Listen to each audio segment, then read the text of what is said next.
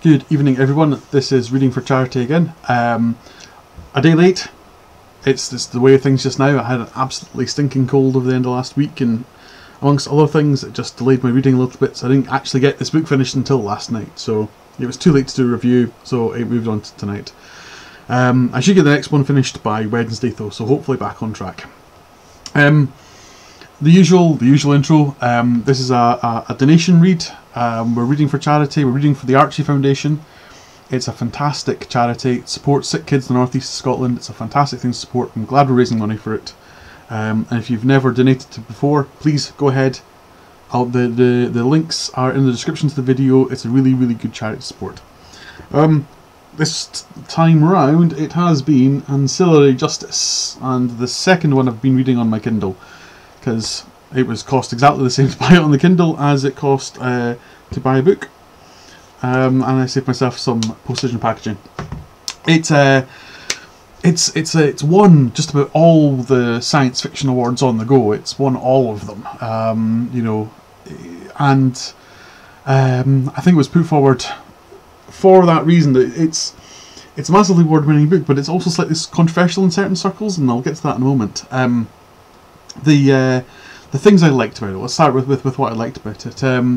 It's quite a good story. It's quite good world building. I quite like the main character.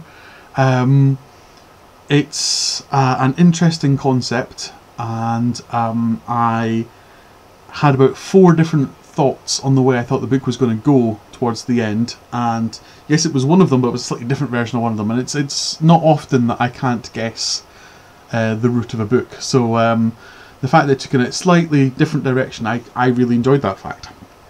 And it's not a long book. It's 320 something pages, I think. It's not a long book at all.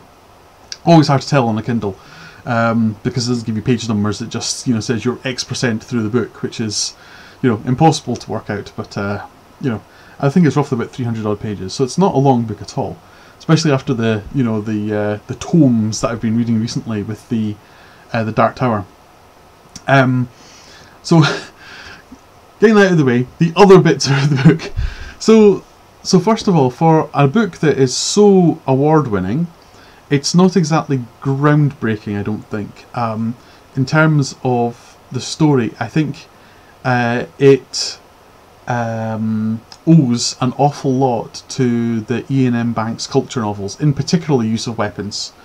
It was very, very clear to me through the book. You know, Ian M. Banks is one of my favourite authors. The culture novels are some of my favourite novels. And reading through this, I was like, yeah, okay, but all the stuff about the ship mines, for example, Ian Banks did it better. The way that the culture works, the way that the Radchai work in the book is, again, it's very culture-esque. The way that there's a kind of like a super mind overseeing everything. Again, the culture did it better. The culture books did it better. The whole thing is very culture-esque. Even the central conceit about the gun, that, you know, the super powerful gun that can kill anything, is again straight out of use of weapons. That's basically the whole point of the use of weapons, about the gun, the big gun. So this, for starters, this book owes a huge debt to Ian M. Banks, and I don't think that's really called out anywhere, given the fact it's essentially a rehashing of, you know, 2 or 3 of the culture novels mixed together. And a lot of what this book does, Ian M. Banks's culture books do better. It's better sci-fi than Ancillary Justice is. That's not to say Ancillary Justice is bad. It's not. Comparing it to the culture novels is a huge compliment in my book, because, like I said, the culture novels are absolutely amazing. They're some of my favourite books, and to be compared to them is a really, really good thing. But whereas I don't think many of the culture novels won many awards, this has won screeds of awards, and the fact that it's not necessarily so groundbreaking as everyone thinks it is, you know, because no one reads a backwater Scottish author like Banks, kind of makes it a little bit irritating to me. So that's number one. That's number one out of the way. The other problem, major kind of problem I have with the book is that it's the bit that wins it so many plaudits overall, and that's the gender neutrality, which I found distracting at best and confusing at worst as I was going through the book. I know it's made the book super popular in certain circles, and I know that it's some of the reasons it's won some of the awards is the way it deals with gender neutrality, but it doesn't. It really doesn't. It just becomes completely confusing.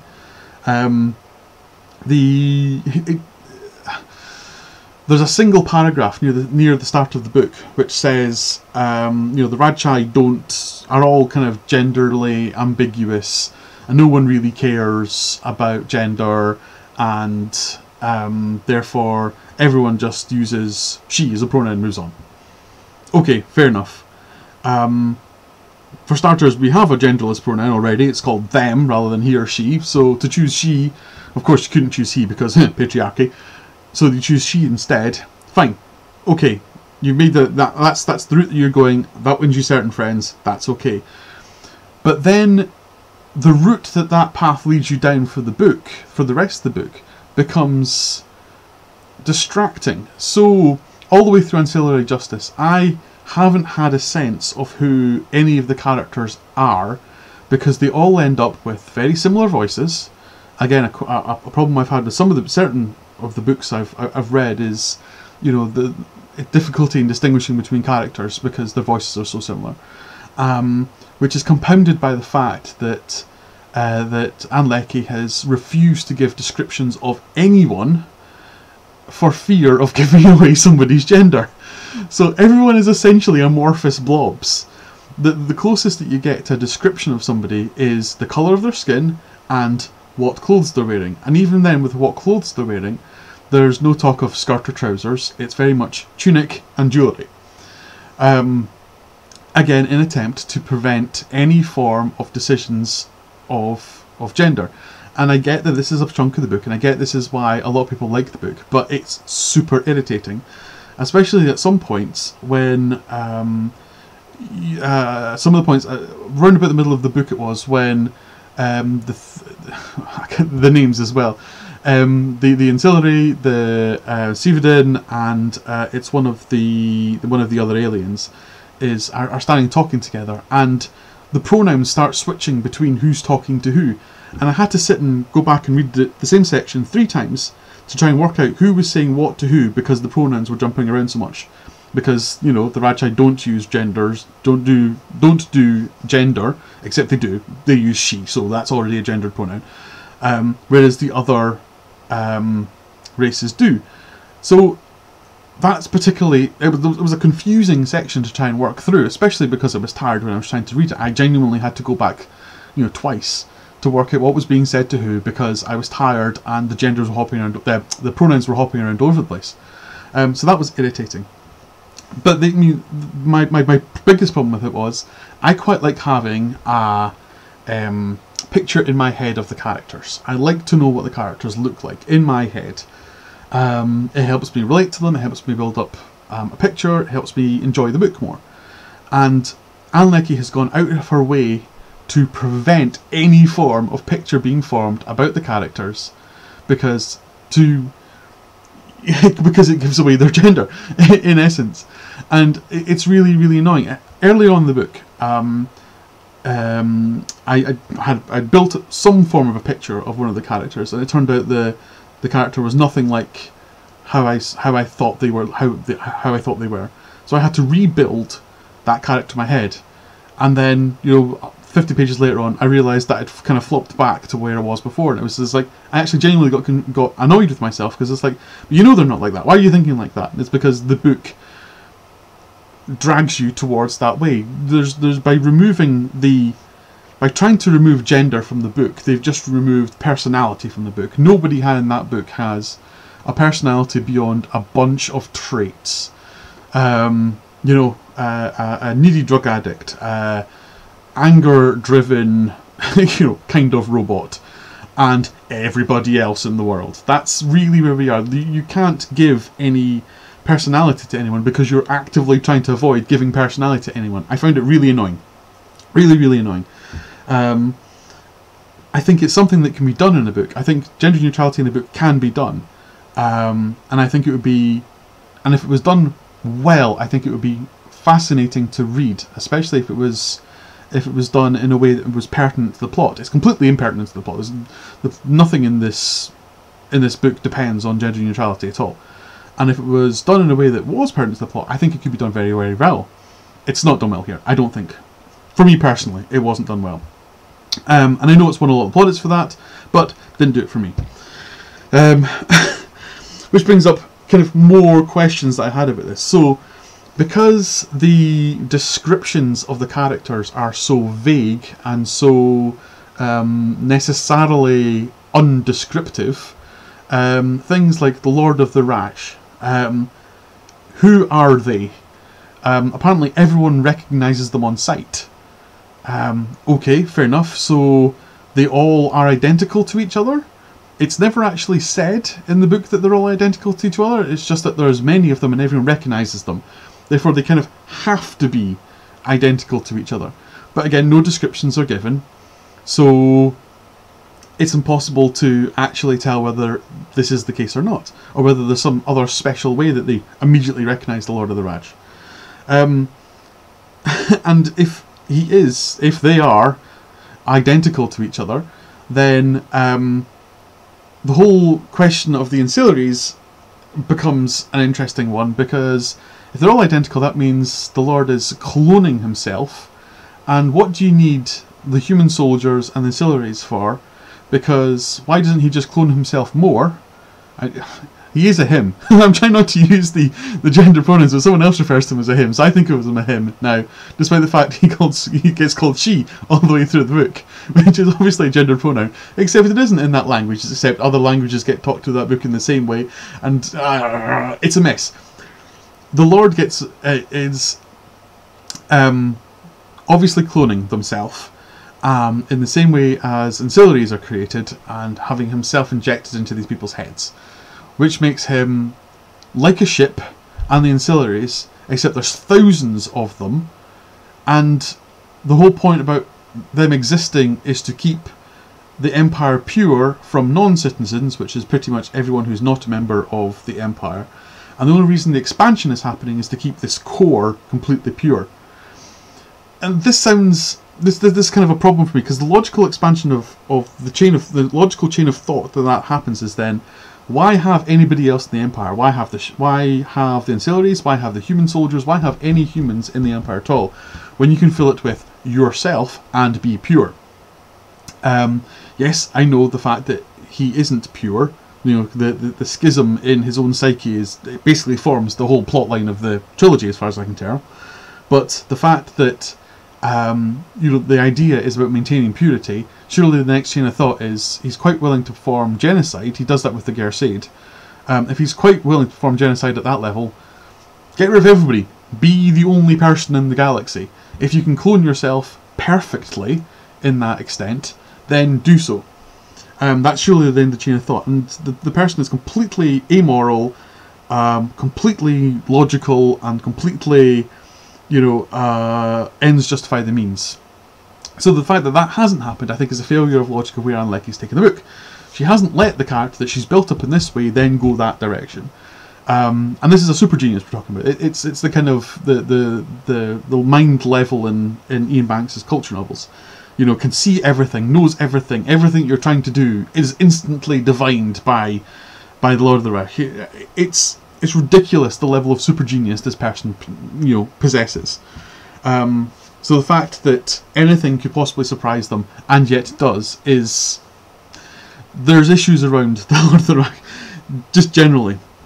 The other problem I have with that is the level of interconnectedness. They essentially have instant communication over a narrow distance, but also technically over a large distance. The communications between the so I'll go back to the ship and the ancillaries. So the connection between the ancillaries and the ship almost feels like it's every single copy has a full... So every single ancillary has a full copy of the ship inside its head at all times, and they're all kept in sync constantly, because one of the bits in the book is where the link is severed and they all kind of go, oh, I don't know what I'm doing now. And when the link is re-established, they all kind of sync back up again. That's insanity. That's a really crazy way of doing it. As an engineer, there's absolutely no way that would make any sense. The amount of data flow, for starters, makes it a non-starter. It's a completely ridiculous way to do it. And she has had to set it up that way, so one single ancillary unit can become basically the avatar of the ship once the ship is destroyed. But to get to that point, it's for someone who is for a society that's logical and brilliant and scientifically amazing, to do it makes absolutely no sense whatsoever. So the whole idea leading up to the ancillaries and what the ancillaries are is daft. And now explode that onto the Lord of the Rashes level, which is thousands of versions of himself spread across the entire empire, which is constantly expanding, so it's constantly making more copies of himself, and they all seem to be completely in sync with each other. Well, they have to be for that route to work. Otherwise, as they describe in the book, people change over time. So if they weren't constantly in touch with each other, nodes would drift from other nodes, and presumably when they would then have to resync when they travelled around the galaxy meeting other nodes, and you would end up with essentially a collision issue. If we go back to computing engineering, you would end up with collisions and hashing problems all over the board. The science behind it doesn't work. I spent an hour sitting thinking through this, going, is there any way I can think of actually making this work?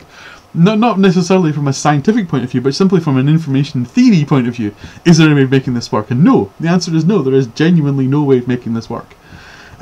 So again, that annoyed me. Yes, and I get it's a science fiction novel in the far-flung future, and it's essentially magic, but it's stupid magic. Yes, so that completely annoyed me. So I don't want to rag on the book too much. It sounds like I'm ragging on the book. I'm not. I actually enjoyed the book. I genuinely did enjoy the book. There's a lot of crazy decisions in the book. There's lots of things that don't make sense. But it was an enjoyable read. I got to the end of it and went, I enjoyed that. I want to read the next one. Despite all the problems I have with it. It's a well-written book. In the same way that the Dark Tower was a trockle to get through.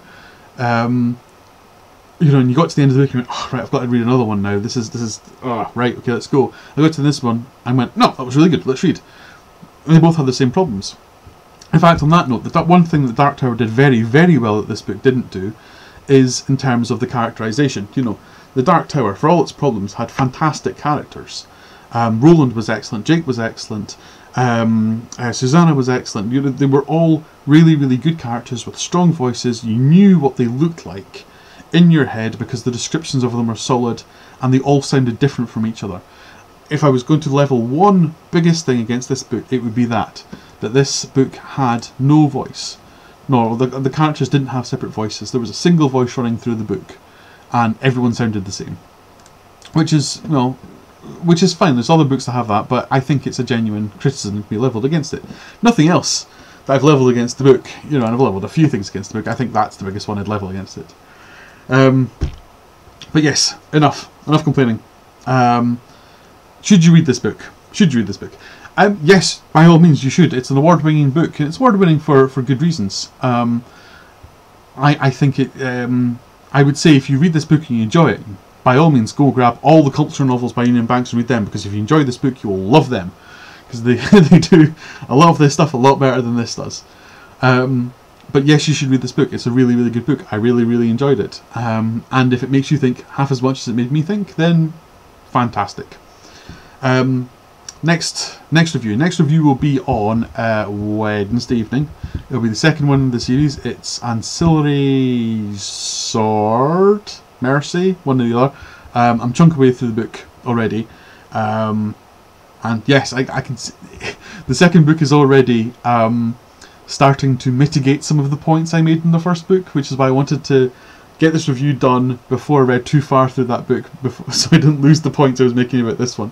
But obviously she's either been taking some of the comments I've made on board, or has realised them herself, and she's trying to shimmy some of that around. But we'll see. Anyway, yes, this has been reading for charity, reading for Ancillary Justice, reading for the Archie Foundation, fantastic charity, helps sick kids in the northeast of Scotland. If you've never supported them before, please do so. It's a great charity to support. We've raised over 750 quid for them so far. I'd love to raise more. And until then, thank you very much for listening. Thank you very much for watching, and I will speak to you all again on Wednesday. Good evening.